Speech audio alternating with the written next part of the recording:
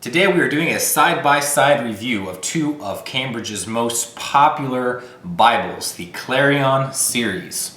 Now on the left we have the English Standard Version in the black goatskin, and on the right we have the New American Standard Version in the brown calfskin.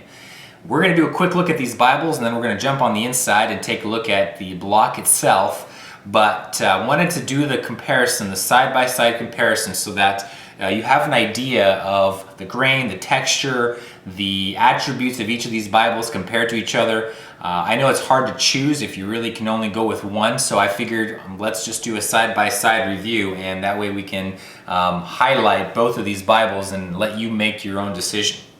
So the black English Standard Version in the black goatskin, very smooth leather, very supple, very easy to open, and just wonderful quality. A friend of mine who has many high-end Bibles made by many different manufacturers, he actually prefers the Cambridge goatskin over anything else. And if you buy the Clarion in this goatskin, you can see why. It's immaculate and wonderful, wonderful leather. It is natural grain, so you might have some of the natural scarring from the animal strewn about, but it is so wonderful, the leather quality that Cambridge has, and that it just keeps you coming back for more. Now, the brown edition in the New American Standard is bound in a brown calfskin, also natural grain, but a lot smoother in texture than this goatskin, which is a little bit more pebbly. Now you'll notice in the Cambridge Bibles that they're larger Bibles in the goatskin. They're going to have a more elongated grain, as opposed to the smaller Bibles, which have a more pebble grain. Now that is on purpose. They do that because of the different grains are accentuated a lot differently based on the size of the Bible. Larger Bibles take to a larger grain a lot better than smaller ones, and smaller Bibles take to a smaller grain and look much better in this more pebbly grain. Both of these grains, or both of these leathers, are top-notch. I find myself reaching for this calfskin more and more. I just fell in love with this calfskin when I got it, but this black goatskin is always a classic, and it's just so wonderful that you can't go wrong with either one of these. So both of these Bibles have a pattern around the exterior.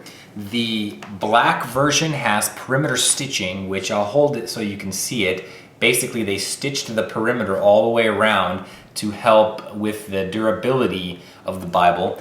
But the brown doesn't have the perimeter stitching in the calfskin, but it does have that stamping pattern all the way around, which looks wonderful.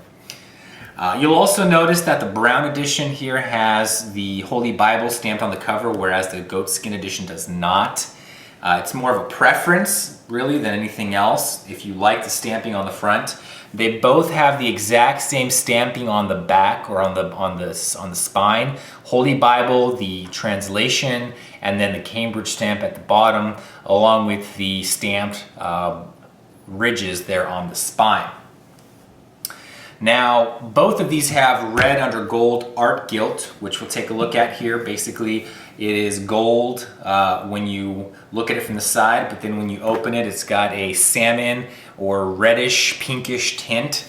I've heard it said that some people would like a darker gilt on the Cambridge Bibles, and I can tell you that I have it on good authority from someone at Cambridge that they are going to be experimenting with some darker gilts down the road, but the reason that they don't go as dark as some other manufacturers is some of the paper, if it's thinner, it will actually absorb that dye, and it could be detrimental to the paper if you use too much coloring. So Cambridge is committed to putting out the highest, best quality product possible, so they find that sweet spot balance between the color richness and the paper thickness, and that's how they come up with their gilt coloring. So be on the lookout for a potentially darker color coming down the road, because that may very well happen.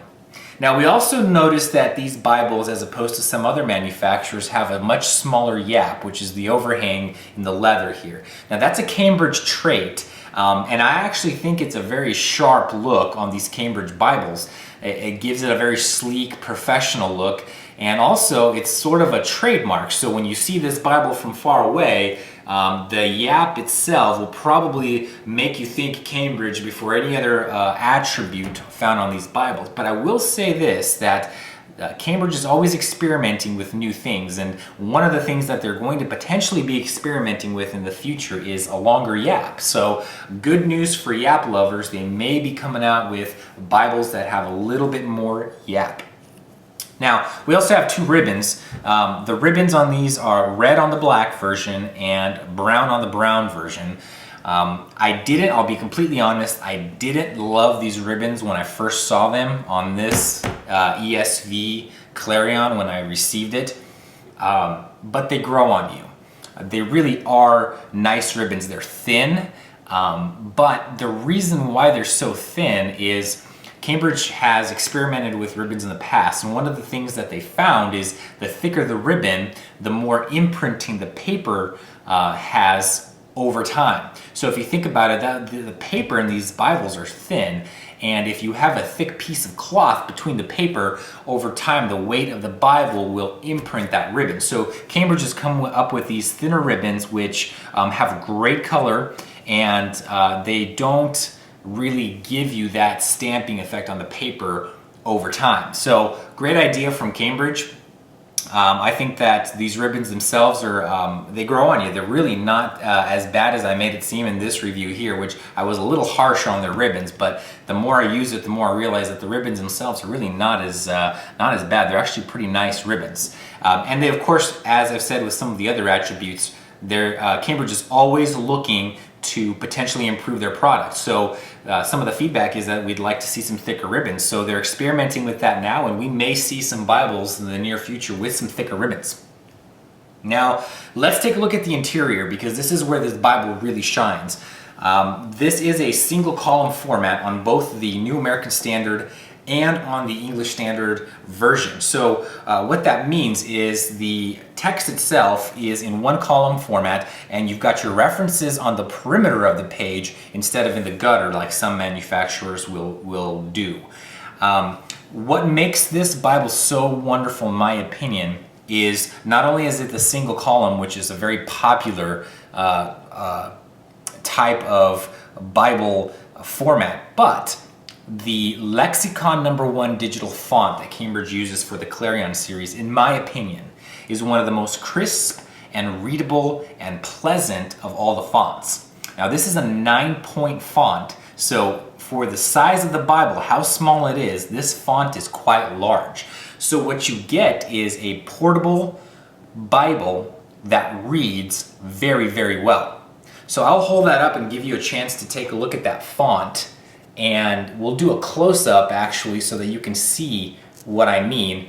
But you can see here that that font is so crisp, and they made such a good choice by going with that Lexicon. I think that it is by far one of the most readable fonts on the market. Now, one more thing that you might notice is that this Bible is line matched. So what that means is that the line on this side of the page lines up with the line on the other side of the page. What that does is it allows this Bible to read even better with the thinner paper. So the ghosting effect, or the bleed-through effect, is minimally present on this Bible, even with this 28 GSM paper, which is fairly thin paper. But because Cambridge has been able to so effectively match the lines on both sides of the page, it increases that readability and the legibility, and it also highlights that 9-point Lexicon font so much better. So the purpose of the Clarion series was to give the reader the best possible experience when reading the text in the portable, small Bible that they can take with them anywhere that they go. So highly, highly prized Bible for those two facts right there. Now, The other thing that I should mention is that the maps in the back here are Cambridge's own maps. So Cambridge came up with their own maps for this, and they are just so colorful. The Cambridge maps, in my opinion, are some of the best maps out there. I love the color combination they use and the amount of detail that goes into these maps. It's just so wonderful to see that you have the full amount of maps in the back of such a small, compact Bible. And then also you have a full concordance in the back, which is really well executed with a bold print and then the references below. But you also have a map index. So back to those maps, you get a map index that's color-coded. So it makes it very easy to do study out of this Bible, because you not only get the cross-references, you not only get the concordance, the maps, but you also get the map index. So a lot of content, a lot of bang for your buck out of these tiny Cambridge Bibles. And to top it all off, premium binding, art gilt, just wonderful size. The Clarion has quickly jumped to the top of my list as being one of my favorite Bibles. I love both of these. I can't make up my mind of which one I love more. Some days I love the goatskin version more, some days I love the calfskin version more, but I'll tell you this, you can't go wrong either way. Now I do want to address one more issue, and it's probably the number one concern of these Bibles from the reviews that I've read online, blogs, etc. And that really has to do with the paper thickness and how thin the paper is and curling. So what I've heard from people is that, specifically in the book of Psalm, that there is page curling. So here we are in Psalm 30 in the ESV version. Okay, I'm going to hold that up to show you, and I've actually used this Bible quite a bit. I'm not getting any of that curling at all. We'll jump over to, this is Chronicles, and I'll give you a look in Chronicles, okay? And we'll jump over to Isaiah, and we'll jump over into the New Testament in the book of Matthew, okay? Now this is in the goatskin edition. The NASB doesn't have any as well. I will say this, that when I first started reading from these Bibles, I did experience a little bit of lifting of the corners, but it went away. For me, the more I read the Bible, the more I handled the Bible, the more that it just went away on its own. So don't let the curling necessarily detract you. I have heard some people have that issue, but for me, at least personally, I haven't had that happen at all. Now, if you want to purchase these Bibles, there's two places that you can get them. You can get these directly from Cambridge, from their website. You can also get these from evangelicalbible.com, which has a wonderful, wonderful selection of Cambridge Bibles. You can get both the ESV and the New American Standard Version on the site. So again, I can't pick a favorite because I love them both, but you know, you can't go wrong with this Bible. I highly recommend it. 5 out of 5 stars. Wonderfully made, great reader, super portable. Cambridge has done it again. Wonderful Bible. So as always, thank you very much for watching. Please comment below with any questions that you might have, and also subscribe if you haven't done so. Thanks, and God bless.